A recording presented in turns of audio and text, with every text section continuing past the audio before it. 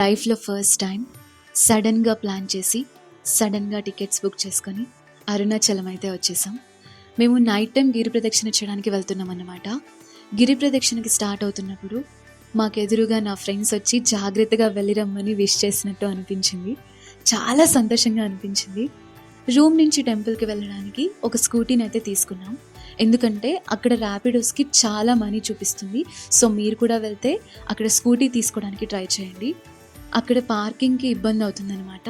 వెళ్ళేటప్పుడే ఆ రూమ్ వాళ్ళని పార్కింగ్ ఎక్కడ ఉంటుంది అని అడిగితే వాళ్ళు చెప్తారనమాట.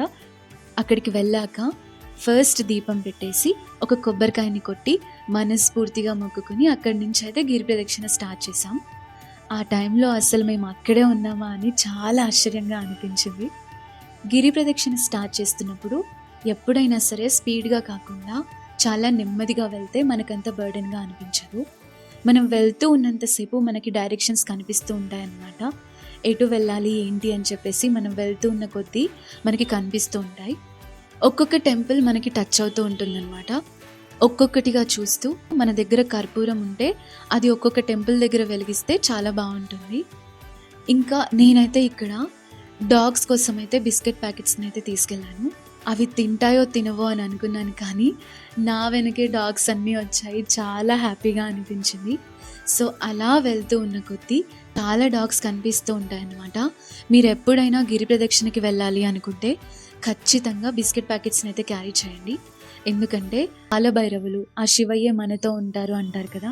సో ఖచ్చితంగా తీసుకెళ్ళడానికి అయితే ట్రై చేయండి. సో ఇక్కడ చూస్తున్నారు కదా, అవన్నీ నేను ఫ్లవర్స్ అనుకున్నాను, కానీ కాదు, అందరూ కట్టిన ముడుపులు అన్నమాట. ఇక్కడ రాళ్ళు కూడా ఒక్కొక్కటిగా ఇల్లు కడుతున్నారు. ఖచ్చితంగా మీరు వెళ్తే ట్రై చేయండి. మేము మార్నింగ్ వెళ్దామని చెప్పేసి టెంపుల్స్ని బయట నుంచే చూసి వెళ్తున్నాం అనమాట. సో అలా నడుస్తుంటే మధ్యలో చాలామందికి టీ కాఫీ ఏదైనా తినడానికి కోసం అని చెప్పేసి చాలా షాప్స్ అయితే ఉన్నాయన్నమాట. కానీ మేమైతే ఏమీ తినలేదు, వాటర్ కూడా తాగలేదు. ఇక్కడ ఆగకుండా 14 కిలోమీటర్స్ అయితే మేము నడిచాం. చాలా హ్యాపీగా అనిపించింది.